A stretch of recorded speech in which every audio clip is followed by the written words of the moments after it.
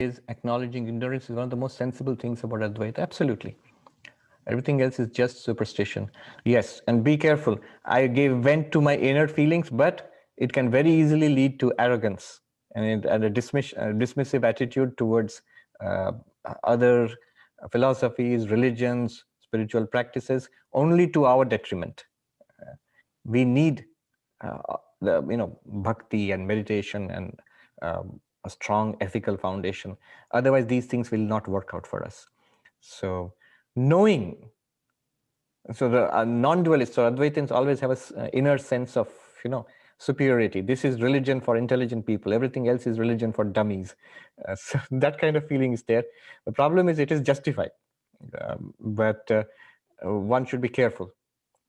It's no use knowing these things and yet being unable to overcome one's problems, personal problems, and still saying that, look, I know better. Swami Vivekananda put it powerfully. 1 ounce of practice is better than 20 tons of tall talk. So he said that. We should always check where we are when, they say in America, when the rubber hits the road, walk the talk. So that is a good check.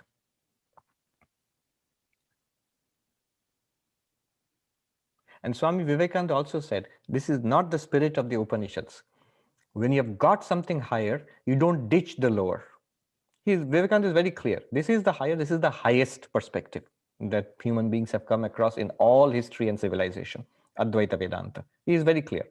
In fact, he goes further than me. He's talking about dualism to qualified monism to non-dualism. When he goes to non-dualism, he says, I'm afraid I cannot stay with falsity anymore. We must come to the truth at some point or the other. So look at the harsh words he dismisses every other kind of dualistic approach. So, but he says the Upanishadic spirit was never to dismiss with what went on before it. All of that was useful for me, and it is useful for millions of my fellow brothers and sisters.